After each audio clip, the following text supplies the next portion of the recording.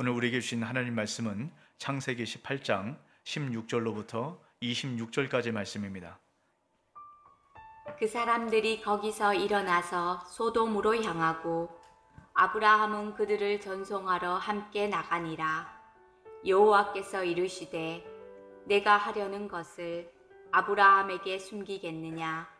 아브라함은 강대한 나라가 되고 천하 만민은 그로 말미암아 복을 받게 될 것이 아니냐.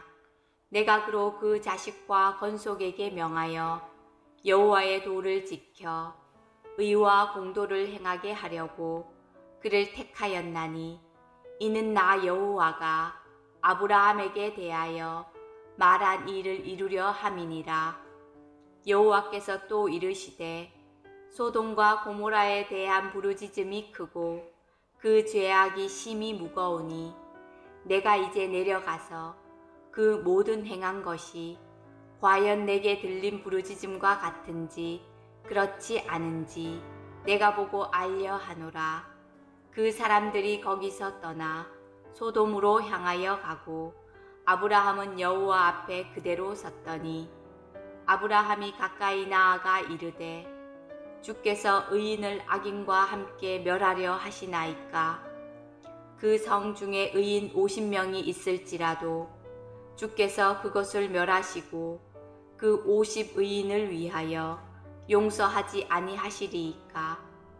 주께서 이같이 하사 의인을 악인과 함께 죽이심은 부당하오며 의인과 악인을 같이 하심도 부당하니이다. 세상을 심판하시는 이가 정의를 행하실 것이 아니니이까. 여호와께서 이르시되 내가 만일 소돔 성읍 가운데에서 의인 50명을 찾으면 그들을 위하여 온 지역을 용서하리라. 아멘. 아멘. 우리 앞시자로 인사할까요? 잘 오셨습니다. 사랑하고 축복합니다. 네, 여러분 자기 개발 분야의 전문가인 데일 카네기라는 분이 있습니다. 여러분 그분이 썼던 책 중에 하나가 자기 관리론이라는 책이 있는데요. 여러분 거기 보면 타이어에 관련된 이야기를 해요. 여러분 타이어는 참 신기한 것 같아요. 그렇게 울퉁불퉁한 아주 그 길을 걸어가도요, 이 타이어가 터지지 않는 모습이 참 여러분 신기한 것 같지 않습니까? 여러분 처음에 타이어가 나올 땐 그렇지 않았다는 거예요. 처음에 타이어가 나올 때 이 충격과 이 굴곡을 잘 저항하도록 타이어를 만들었답니다. 그랬더니 얼마 못 가서 타이어가 갈갈이 찢겨지고 말았다는 거예요. 그래서 이후에 어떻게 하면 좋을까 연구하고 고민하다가 충격과 굴곡에 저항하는 것이 아니라 그것을 흡수하는 그 타이어를 만들었더니 타이어가 잘 견뎌내게 되었다. 이런 이야기를 합니다. 그러면서 이런 얘기를 합니다. 우리 인생도 마찬가지라는 거예요. 우리가 인생을 살아갈 때 참 많은 굴곡이 있고 충격이 오지 않습니까? 근데 이것을 저항하려고 하면 오히려 근심과 걱정과 염려와 많은 스트레스를 받기 때문에 노이로제에 빠져서 우리 인생이 터진 타이어처럼 너덜너덜해질 수밖에 없다. 이런 얘기를 합니다. 그래서 울퉁불퉁한 인생, 이 인생길을 잘 살아가기 위해서는 그 충격을 흡수하는 그런 삶을 살아가야 된다. 그래야만 인생을 아름다운 또 평안한 그런 삶을 살아갈 수 있다라고 이야기를 해요. 자, 그러면 우리가 인생 가운데 피할 수 없는 이 굴곡과 충격들, 이걸 어떻게 잘 흡수하며 그렇게 살아갈 수 있을까요? 그 방법이 바로 믿음입니다. 이런 믿음은 우리 인생의 굴곡과 충격을 흡수할 수 있어요. 자, 그러면 어떻게 그 믿음의 길을 갈 수 있는가? 믿음의 조상인 아브라함을 통해서 우리 역시 그 믿음의 길을 잘 걸어가 우리 인생 가운데 있던 많은 굴곡과 충격을 잘 견뎌내는 저와 여러분 되시길 주의 이름으로 축복합니다. 우리가 지난주부터 아브라함 말씀 함께 나누었어요. 여러분 아브라함은 죄악된 세상에서 하나님의 그 백성들을 구원하시기 위해서 또 하나님의 복을 흘려보내기 위해서 아브라함을 축복의 통로로 하나님께서 부르십니다. 여러분 아브라함에게 짧은 두 절인데요, 복을 주시겠다는 말씀을 5번 사용했던 것 우리가 지난주에 함께 나눴지 않습니까?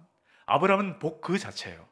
여러분 복 그 자체인 아브라함의 삶의 모습이 얼마나 축복스럽고 행복했을까, 우리가 그렇게 생각이 들지 않습니까? 그런데 실제 아브라함의 삶의 모습을 보면 우리가 생각하는 그런 축복의 삶이 아닙니다. 가나안 땅에 들어간 지 얼마 지나지 않았어요. 근데 그 축복의 땅에 끔찍한 가뭄이 생기는 거예요. 그래서 도저히 그 땅에 살 수가 없어서 피신을 합니다. 애굽으로 피신을 해요. 근데 아내 사례를 데리고 애굽으로 피신을 하는데 이 아내의 사례 때문에 목숨을 잃을까 봐 아내를 여동생이라고 속여서 아내를 빼앗길 뻔한 그런 어려움에 처하기도 합니다. 또 하나님께서 이 아브람을 복 주세요. 그래서 큰 민족으로 삼아 주시겠다. 그래서 하늘의 별과 같이 네 자손이 많게 하시겠다. 이런 약속을 하셨습니다. 근데 가나안 땅에 거주한 지 10년이 지나도록 하늘의 별은 고사하고 자식 하나가 없는 겁니다. 아브라함의 인생이 이랬어요. 이것뿐이겠습니까? 아주 수많은 인생의 굴곡과 충격이 있을 거예요. 근데 아브라함은 그 충격과 굴곡을 잘 이겨나가서 믿음의 길을 걸어갔습니다. 어떻게 그런 믿음의 길을 걸어갈 수 있었을까? 오늘 말씀에 두 가지 방법을 통해서 우리 역시 그 믿음의 길을 잘 걸어갔으면 좋겠습니다. 그럼 첫 번째, 아브라함이 그 울퉁불퉁한 인생의 굴곡을 믿음으로 이겨나갈 수 있는 한 가지 방법, 그것은 무엇이냐면 하나님과 친밀한 친구 관계가 되었다는 거예요. 하나님과 어떤 관계요? 친구 관계예요. 자, 그럼 하나님과 친구가 된다. 그럼 이게 어떤 의미일까요? 우리가 보통 누구와 친구가 된다. 이것은 비밀을 함께 공유할 때 친구가 됩니다. 우리가 지금 1:1 제자 양육을 하잖아요. 1:1 제자 양육을 할 때 가장 먼저 하는 것은 함께 비밀을 공유합니다. 그럼 아주 친밀해지거든요. 친구가 되는 그 시간이에요. 하나님과 우리 사이도 마찬가지입니다. 여러분, 오늘 말씀해 보면 하나님과 아브람 사이에는 어떻게 친구가 됐는가를 잘 말씀하고 있습니다. 17절 말씀인데요. 여호와께서 이르시되 내가 하려는 것을 아브람에게 숨기겠느냐. 하나님께서는 아브람에게 숨기는 게 없대요. 왜 그렇습니까? 아브람과 친구 사이거든요. 여러분, 우리가 하나님과 친구가 된다. 여러분, 이게 이해가 됩니까? 말이 안 되는 것 같아요.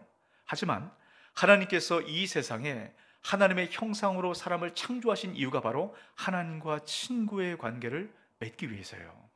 이런 하나님의 마음이 성경 곳곳에 드러납니다. 아모스 3장 7절 말씀입니다. 주 여호와께서는 자기의 비밀을 그 종 선지자들에게 보이지 아니하시고는 결코 행하심이 없느니라. 하나님은 하나님의 비밀을 다 공유하신다라고 말씀하죠. 예레미야 23장 18절 말씀입니다. 누가 여호와의 회의에 참여하여 그 말을 알아들었으며 누가 귀를 기울여 그 말을 들었느냐. 하나님의 비밀이 있는 여호와의 회의에 하나님의 백성들이 참여할 수 있다라고 말씀을 하고 있는 겁니다. 여러분, 이 하나님께서 하나님의 친구가 되고 싶은 그 마음을 하나님이자 완전한 하나님의 형상인 예수 그리스도를 통해서 분명히 드러내십니다. 자, 요한복음 15장 15절 말씀 같이 한번 있습니다. 이제부터는 너희를 종이라 하지 아니하리니 종은 주인이 하는 것을 알지 못함이라. 너희를 친구라 하였노니 내가 내 아버지께 들은 것을 다 너희에게 알게 하였습니다. 이런 하나님과 우리 사이의 친구가 되고 싶은 이 하나님의 마음, 예수 그리스도를 통해서 분명히 드러나지 않습니까? 여러분, 하나님과 우리가 친구가 된다. 이게 어떤 의미인지 아세요? 자, 요한복음 15장 13절입니다. 사람이 친구를 위하여 자기 목숨을 버리면 이보다 더 큰 사랑이 없나니. 친구는 그 친구를 위해서 목숨을 버리는 겁니다. 여러분, 하나님께서 우리의 친구가 되신다는 건요, 우리를 위해서 목숨을 버려가면서까지 우리 인생을 책임지시고 지키시고 보호하시고 돌보신다는 거예요. 이것이 하나님과 우리 사이에 친구가 된다, 이런 의미가 있습니다. 여러분, 이것을 믿음의 조상인 아브라함을 통해서 그 믿음의 후손인 모든 사람들에게 주시는 하나님의 축복이에요. 여러분, 아브라함이 어떻게 그 인생의 울퉁불퉁한 그 굴곡을 잘 이겨나갈 수 있었겠습니까? 바로 이 하나님의 친밀한 때문입니다. 여러분, 우리도 마찬가지예요. 인생의 굴곡 누가 피할 수 있겠습니까? 누구나 다 있는 것 아니겠어요? 그 굴곡을 잘 견뎌내기 위해서는 이 하나님과의 친밀함, 여러분, 이것이 필요합니다. 자, 그렇다면 우리가 어떻게 하나님과 친밀해질 수 있는가? 여러분, 그것을 주목해서 잘 보셔야 되는데요. 자, 오늘 말씀해 보면 하나님께서 아브라함과 아주 친밀한 관계를 숨길 것이 없는 것으로 다 드러내는 이 친구 관계를 통해서 말씀하셨지 않습니까? 여러분, 이 말씀이 어떻게 시작되는가를 잘 보세요. 자, 16절 말씀입니다. 그 사람들이 거기서 일어나서 소돔으로 향하고 아브라함은 그들을 전송하러 함께 나가니라. 지금 아브라함이 어디 있습니까? 하나님과 함께 있어요. 하나님 말씀하는 자리에 아브라함은 늘 서 있었습니다. 자, 22절 말씀도 보십시오. 그 사람들이 거기서 떠나 소돔으로 향하여 가고 아브라함은 어디 있다고요? 여호와 앞에, 하나님 앞에, 하나님 말씀하시는 그 자리에 아브라함은 서 있었습니다. 아브라함은 늘 하나님 말씀하는 그 자리에 서 있었어요. 그래서 하나님과의 친밀함이 형성이 된 겁니다. 여러분, 예수님께서도 동일한 말씀을 하세요. 요한복음 15장 14절 우리말 성경입니다. 같이 한번 읽어볼까요? 너희가 만일 내 계명을 지키면 너희는 내 친구다. 여러분, 예수님과 어떻게 친구가 된다고요? 예수님 말씀하는 그 자리에서 말씀 따라 살아갈 때 예수님과 친구가 된다라고 말씀을 합니다. 자, 그렇다면 예수님 말씀 따라 살아가기 위해서 그 말씀 앞에 서 있는 그 자리, 여러분, 그 자리가 어떤 자리일까요? 바로 묵상하는 자리입니다. 하나님 말씀을 묵상하는 그 자리, 그 자리는 살아계신 하나님을 만나는 자리예요. 여러분, 이 말씀에는, 이 묵상에는 정말 놀라운 능력이 있습니다. 하나님 말씀을 묵상하기 시작할 때 하나님을 만나게 돼요. 이 말씀 앞에서 살아계신 하나님의 음성을 듣게 되고요, 하나님을 보게 되고 하나님을 만질 수 있는 이런 그 은혜가 있습니다. 어디서요? 말씀 안에요. 이것이 말씀의 신비고 말씀의 능력이에요. 우리가 아브라함처럼 말씀 앞에 있을 때, 이 말씀을 통해서 하나님과 친밀한 관계 가운데 들어갈 때 우리 인생의 모든 굴곡을 이겨나가며 주님 주신 그 풍성한 복의 길을 걸어갈 수 있게 되는 것입니다. 여러분, 평생에 이거 놓쳐서는 안 돼요. 우리가 신앙생활할 때 여러분, 다른 거 다 놓친다 할지라도 말씀 앞에 머무는 삶, 말씀을 통해서 주님과 교제하고 만나는 삶, 이거 놓치면 다 놓치는 겁니다. 여러분, 이거 놓치지 마세요. 우리가 왜 2024년 이 주제를 말씀 따라 주님과 동행하는, 여러분, 이 주제를 놓고 가는지 아십니까? 이것이 가장 복되고 가장 중요한 것이기 때문에요. 그래서 우리 모든 목자들을 통해서 여러분, 우리가 이 말씀 묵상하는 것을 더 우리가 좀 친밀한 그 은혜를 경험해 보기 위해서 우리가 지난주부터 또 이번 주도요, 우리 모든 예배를 마치고 우리 목자들과 부목자들이 말씀 묵상하는 훈련을 할 겁니다. 여러분, 목자들과 부목자들은 여러 번 이 훈련을 받았어요. 근데 왜 이 자리에 서 있는지 아십니까? 더 말씀과 친밀해지고 더 말씀 묵상을 우리 목자원들이 잘 감당할 수 있도록 우리 목자들이 이런 그 자리에 서시는 겁니다. 여러분, 우리 목자들 참 힘들어요. 그럼에도 불구하고 여러분들을 위해서 그 자리에 서시는 겁니다. 여러분, 좀 많이 격려해 주시고 또 감사를 그렇게 좀 많이 표현해 주시기 바랍니다. 그래서 우리 모든 목장들이 이 말씀 앞에서 그 하나님의 친밀함을 경험할 때 주님 주신 그 놀라운 축복, 그 복의 길, 그 길을 걸어가게 되는 것입니다. 우리 다시엄사랑교회 우리 모든 가정과 목장이 그 풍성한 은혜 가운데 거하게 되시길 주의 이름으로 축복합니다. 여러분, 이것이 울퉁불퉁한 인생길을 걸어갈 때 우리 모든 그 어려움을 흡수할 수 있는 그 믿음의 길을 걸어가는 첫 번째 방법이에요. 주님과 친구가 되는 것. 여러분, 두 번째입니다. 어떻게 하면 그 믿음의 길을 잘 걸어갈 수 있는가? 부르심에 합당한 삶을 살아가는 것입니다. 어떤 삶이요? 부르심에 합당한 삶. 자, 오늘 말씀해 보면 하나님께서 아브라함에게 축복하셨던 말씀을 다시 한번 한마디로 정리를 해 놓습니다. 자, 18절 말씀인데요. 아브라함은 강대한 나라가 되고 천하 만민은 그로 말미암아 복을 받게 될 것이 아니냐. 자, 주님께서 주셨던 말씀을 다시 한번 반복을 하는 겁니다. 근데 여기에 보면 아브라함을 강대한 나라가 되게 하겠다라고 말씀합니다. 그럼 강대한 나라가 어떤 나라일까요? 많은 백성들이 있고 힘이 센, 모든 것이 풍성한 그런 나라가 강대한 나라 아니겠어요? 어떻게 하면 그런 나라를 이룰 수 있을까요? 하나님께서 주인 되실 때, 하나님께서 통치하시고 다스리시는 바로 그 나라, 궁극적으로 하나님 나라를 의미합니다. 여러분, 하나님께서는요, 아브라함을 통해서 많은 사람들이 그 하나님 나라에 들어와 하나님의 복을 누려받기를 원하세요. 그것이 아브라함에게 담겨진 하나님의 마음입니다. 근데 오늘 우리가 이 말씀 가운데 여러분 주목해야 될 것이 한 가지가 있어요. 아브라함을 통해서 하나님 이런 계획을 갖고 계신데요, 아브라함에게 특별하게 명령하고 말씀하는 것이 하나가 있습니다. 그것이 19절 말씀인데요. 자, 19절 말씀 같이 한번 있습니다.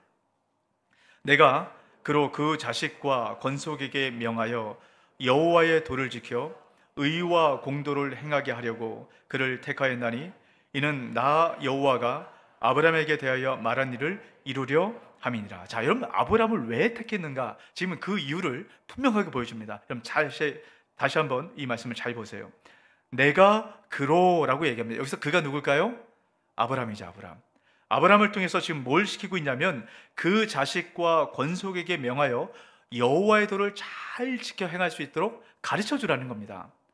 그러니까 하나님의 말씀을 따라 살아갈 때 어떻게 축복을 받고 믿음의 길을 걸어갈 수 있는가? 아브라함을 통해서 그 자녀들과 후손들을 잘 가르치라 라고 말씀을 합니다. 자, 그러면 어떤 방법으로 무엇을 갖고 아브라함이 그 자녀들과 후손들, 다시 말하면 믿음의 후손들인 우리에게도 동일하게 해당이 되는 겁니다. 무엇을 갖고 가르쳐야 되는가? 가장 중요한 핵심을 이야기합니다. 그럼 그것은 뭐냐면 의와 공도예요. 의와 공도. 여러분, 의와 공도는 성경의 가장 중요한 핵심 주제 중에 한 가지입니다. 여러분, 의와 공도, 이게 익숙하지 않을 수 있습니다. 여러분, 이것을 성경에는 많은 부분에 이렇게 표현합니다. 정의와 공의. 여러분, 정의와 공의, 이것은 두 단어로 되어 있는 것인데요, 이것을 성경은 한 단어처럼 그렇게 사용을 합니다. 여러분, 이 정의와 공의가 왜 중요한가를 성경이 여러 곳에 이야기를 하는데요, 자, 특별히 시편 97편 1절에서 2절 말씀입니다.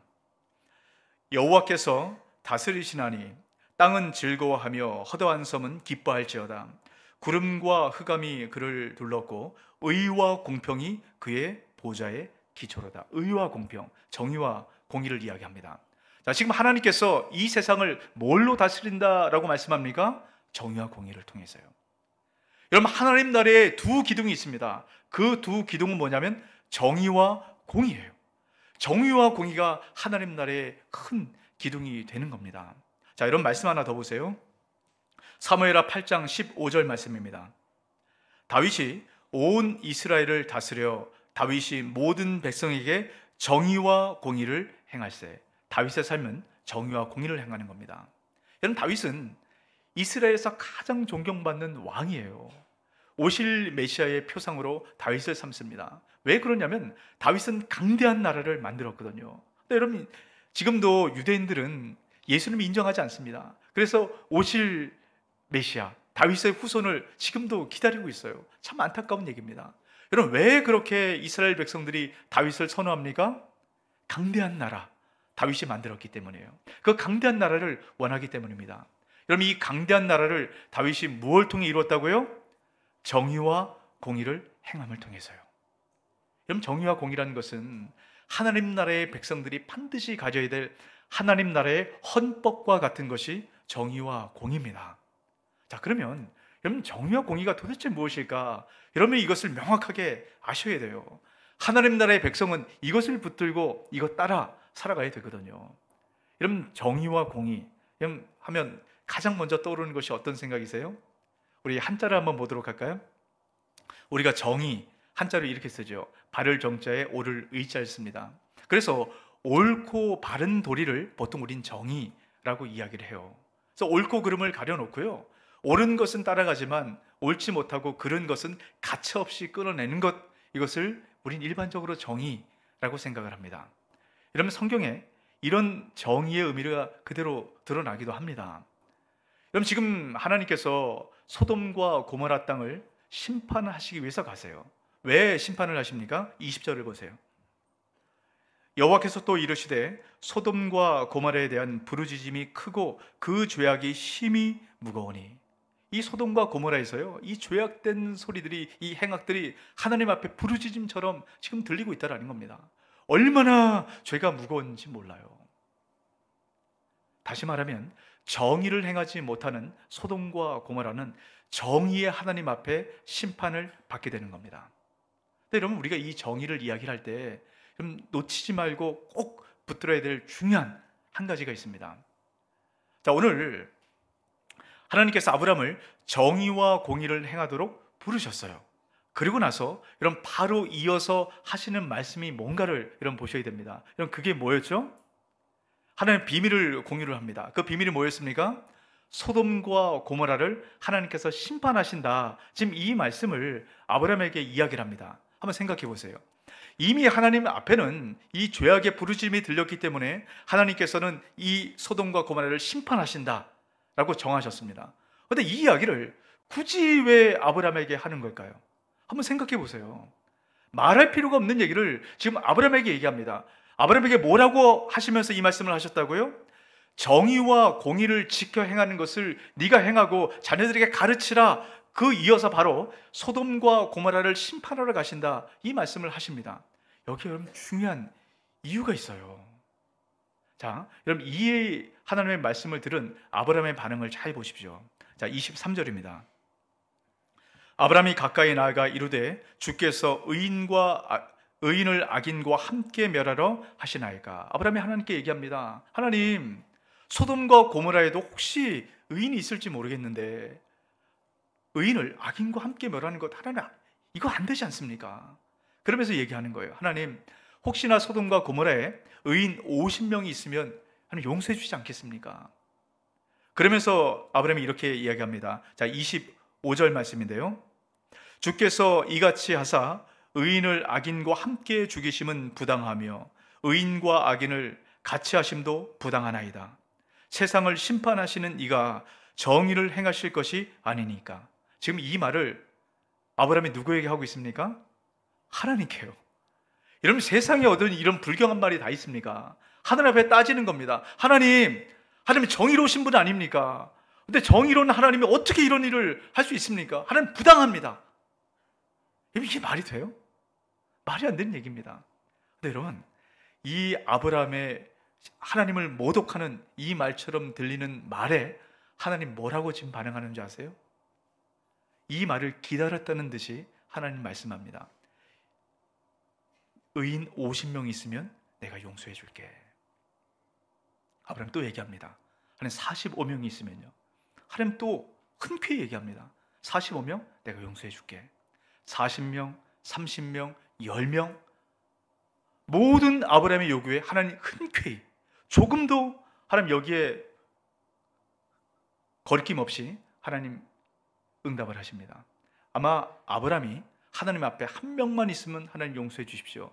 그러했음에도 불구하고 하나님은 거기에 흔쾌히 말씀을 하셨을 거예요. 여러분 이 아브라함과 하나님과의 대화에서 흐르는 하나님의 마음이 느껴지세요? 여러분 하나님이 어떤 마음을 갖고 계시는지 아십니까? 에스겔 33장 11절 말씀입니다. 너는 그들에게 말하라. 주 여호와의 말씀이니라. 나의 삶을 두고 맹세하노니 나는 악인이 죽는 것을 기뻐하지 아니하고 악인이 그의 길에서 돌이켜 떠나 사는 것을 기뻐하노라. 이스라엘 족속이 돌이키라. 너희 악한 길에서 떠나라. 어찌 죽고자 하느냐 하셨다 하라. 여러분 하나님의 마음이 바로 이겁니다. 하나님은 악인이라도 죽는 걸 원하지 않으세요. 하나님은 거룩한 분 아닙니까? 하나님은 정의로운 분 아닙니까? 그 정의로운 하나님 앞에 조금의 악도 하나님은 그대로 내버려 둘 수가 없는 분입니다. 심판하실 수밖에 없어요. 하지만 하나님은 악인이 죽는 것도 원치 않으세요. 여러분 이 하나님의 이 복잡하고 하나님의 이 답답한 마음 느껴지세요? 그럴 때 하나님께서 아브라함을 부르신 거예요. 이 악한 소돔과 고모라 성을 막아설 바로 그 한 사람을 하나님께서 찾으신 겁니다. 여러분 이것이 바로 하나님께서 아브라함에게 말씀하신 정의와 공의입니다. 여러분 이렇게 한번 생각해 보세요. 우리가 자녀를 좀 잘 양육하고 자녀가 잘 세워지길 원하는 것 모든 부모의 마음 아닙니까? 근데 자녀들이 잘 살았으면 좋겠는데 자꾸 죄를 짓는 겁니다. 자꾸 잘못하는 거예요. 근데 부모들이 어떻게 합니까? 자꾸 훈계합니다. 그렇게 해서는 안 된다고 얘기를 해요. 근데 이것이 계속 반복되면 여러분 어떻게 하죠? 보통 아버지들이 아주 강하게 훈육을 합니다. 여러분 미워서 그런가요? 사랑이 있었잖아요. 다시금 그 죄를 짓지 않도록. 그런데 이 훈육을 하는 이 정말 그 자녀를 사랑하는 이 아버지의 마음, 부모의 마음은 아프거든요. 그럼에도 불구하고 훈육을 할 수밖에 없습니다. 여러분 그때 보통 엄마가 옆에서 말려주죠. 요즘은 이제 아빠 엄마 역할이 뒤바뀐 것 같기도 한데요. 보통 어머니들이 옆에 와서 얘기합니다. 빨리 잘못했다고 빌으라고. 이제 다시는 안 그러겠다고 그렇게 얘기하라고. 엄마들이 옆에서 그렇게 얘기를 해요. 그러면 그 훈육은 거기서 끝나게 됩니다. 저는 이것이 하나님의 마음이 아닌가 생각이 돼요. 심판할 수밖에 없는 이 죄악된 세상 가운데 이것을 가로막고서는 하나님의 마음을 그대로 갖고 하나님 앞에 서는 바로 그 사람. 여러분, 이것이 바로 정의와 공의라는 겁니다. 여러분, 이것이 분명히 드러나는 말씀이 한 절 있습니다. 호세아 12장 6절 말씀인데요, 같이 한번 있습니다. 그런즉 너희 하나님께로 돌아와서 인애와 정의를 지키며 항상 너희 하나님을 바랄지어다. 그럼 하나님께서 말씀하는 정의는 우리가 생각하는 정의와 달라요. 하나님 말씀하는 정의는 인애입니다. 인애, 하나님의 사랑이에요. 그럼 하나님께서 말씀하는 정의와 공의는 인애 위에, 하나님 사랑 위에 세워져야만 됩니다. 여러분, 이것이 정의와 짝을 이루는 공의 가운데도 분명히 드러나는 것이에요. 여러분, 공의를 한자어로 보면 이렇게 됩니다. 공평할 공자에 오를 의자를 써요. 모두가 공평하게 되는 의로움. 나 개인에게 아니고요, 모두가. 여러분, 이게 어떤 의미인지 아십니까? 우리는 정의를 행한다라고 이야기를 할 때 그 정의의 기준을 보통 나에게 둡니다. 이게 우리 모든 사람에게 있는 죄성이에요. 누구도 예외 없어요. 늘 그 기준이 나에게 있습니다. 여러분, 프랑스의 아주 유명한 철학자인 파스칼이 그런 얘기를 했어요. 정의가 피레네 산맥을 넘을 때 불의가 된다 라고 얘기합니다. 이런 피레네 산맥은 스페인과 프랑스를 나누는 국경의 역할을 하는 산맥입니다. 이쪽에서는 정의라고 말하는 것이 산맥 하나 넘게 되면 이쪽에서는 불의가 된다는 겁니다. 여러분, 똑같은 건데 이쪽에선 정의예요. 근데 반대쪽에선 불의가 되는 겁니다. 인간의 정의가 얼마나 불공정하고 불공평한가, 이것을 비판하는 이야기죠. 여러분, 오늘도 우리가 살아가는 삶의 모습을 보면 이게 드러나지 않습니까? 여러분, 전쟁을 합니다. 전쟁을 하는 나라를 보세요. 각 나라마다 우리가 정의라고 얘기합니다. 그러니까 싸우는 거죠. 그러니까 포기하지 않는 겁니다. 여러분, 나라 간의 문제만 그렇습니까? 지금 이 의료계에 아주 심각한 문제들이 있지 않아요? 여러분, 의대 정원을 많이 지원한다, 이것 때문에 지금 심각한 갈등의 문제가 있습니다. 여러분, 이때 각자의 얘기를 들어보세요. 여기도 정의가 있습니다. 그래서 이 정의를 주장해요. 이쪽에도 정의가 있습니다. 똑같은 정의의 얘기가 부딪혀서 싸우게 되는 겁니다. 여러분, 그렇다면 무엇이 정의일까요? 우리는 자꾸 내 기준에서, 내 입장에서 내가 옳음을 이야기를 합니다. 여러분, 이것은 성경에서 말하는 정의가 아니에요. 이 세상의 정의는 강자, 힘 있는 사람에게 유리하게 판결을 내립니다. 그것이 이 세상의 정의예요. 이때 가장 많이 피해를 보는 사람이 누굴까요? 힘없는 사람들, 약자들입니다. 여러분, 성경은 끊임없이 이야기를 합니다. 가난하고 고통받고 소외받는 자들, 다시 말하면 성경의 표현으로 얘기하면 과부, 고아, 나그네, 이런 자들에게 손을 펴고 늘 하나님의 마음이 거기 있는 것 같아요. 하나님 편애하는 것 같습니다. 여러분, 왜 그런지 아십니까? 불의한 세상이 임할 때, 정의와 공의가 사라진 이 세상이, 죄악된 세상이 돌아갈 때 가장 피해를 보는 사람이 약한 사람들이기 때문이에요.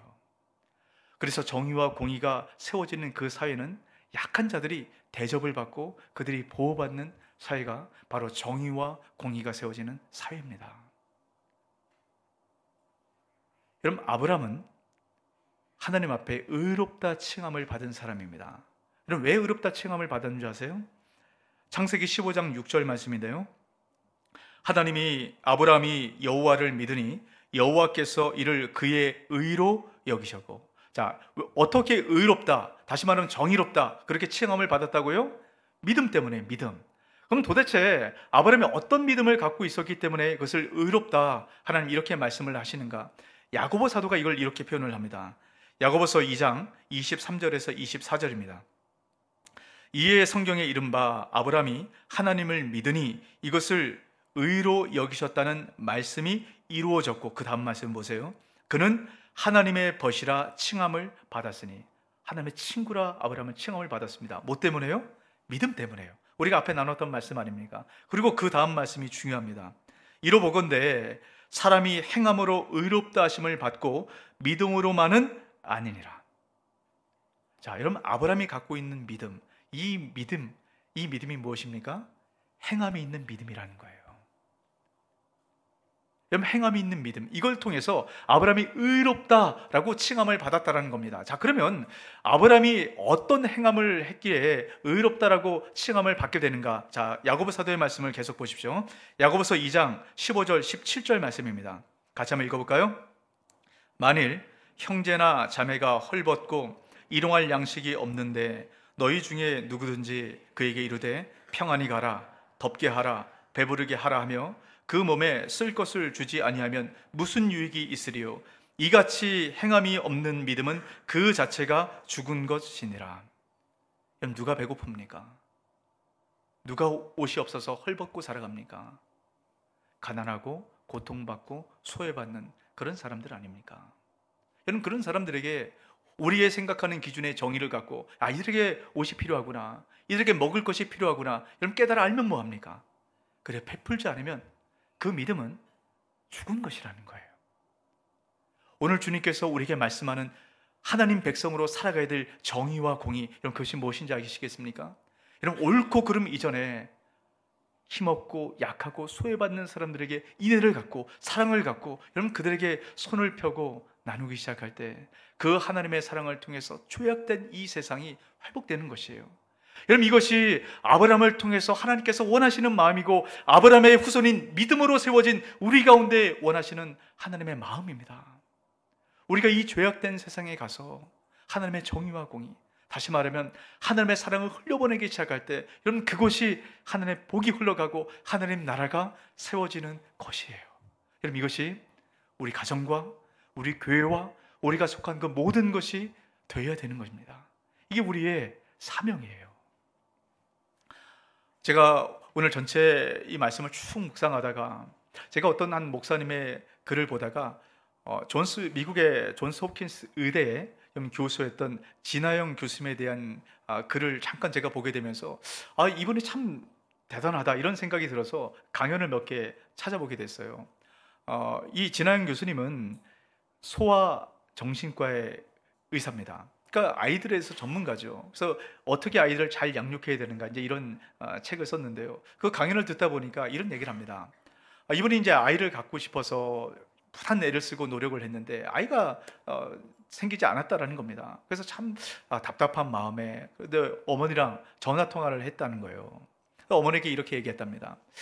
만약에 내가 아이를 낳았다면 정말 아이를 잘 키웠을 것 같은데 이러면서 이제 지나가는 말로 이야기를 한마디 했대요. 그랬더니 그 진학 교수의 어머니가 그렇게 얘기를 했답니다. 아이는 잘 키우려고 낳는 것이 아니라 사랑하려고 낳는 거야. 이렇게 얘기를 하더랍니다. 그 얘기가 망치로 맞는 것처럼 충격적으로 다가왔대요. 여러분, 아이는 잘 키우려고 낳는 게 아니라 사랑하려고 낳는 거다. 여러분, 이 의미를 잘 한번 생각해 보세요. 여러분, 우리가 자녀를 키울 때 어떻게 우리 자녀를 키우려고 합니까?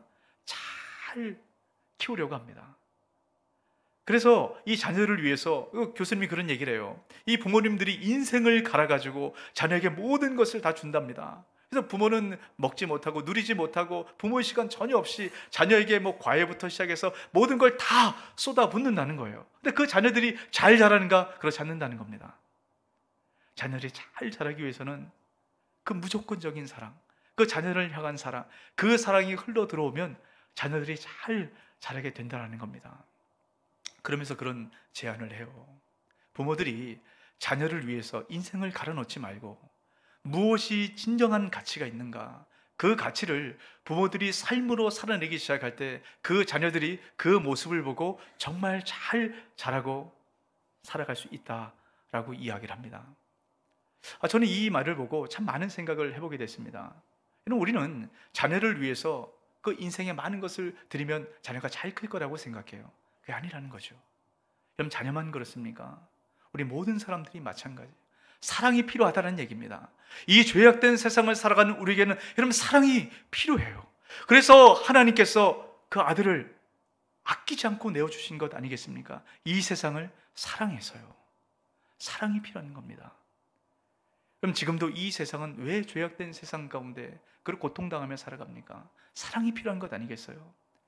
저는 그래서 우리가 이 FT하는 이 시간들을 통해서 그 가정 안에 이 세상의 가치가 아니라 하나님의 참된 사랑과 은혜가 여러분 흘러가서 이 자녀들이 하나님의 그 풍성한 은혜를 맛보 누리는 하나님 나라가 세워지는 여러분 그 가정이 되었으면 좋겠습니다. 여러분 FT를 통해서 여러분 가정이 하나님 나라의 그 풍성한 은혜가 흘러가시길 주 이름으로 축복합니다. 여러분 우리 안에 서로 이렇게 사랑을 흘려보낼 때 우리 교회가 그렇게 사랑이 넘치기 시작할 때 하나님 나라의 은혜를 경험하게 되는 것 아니겠습니까? 또 저와 여러분을 통해서 죄악된 이 세상 가운데 그 사랑이 목말라 필요한 이 세상 가운데 인애가 기반이 된 정의와 공의를 행하는 저와 여러분을 통해서 하나님의 그 풍성한 복이 흘러가 우리가 살아가는 이 세상이 하나님 나라로 세워가는 그 귀한 사명을 감당하는 저와 여러분 되시길 주의 이름으로 축복합니다. 아멘. 여러분 이 말씀을 기억하시고 우리 함께 찬양하고 기도했으면 좋겠어요.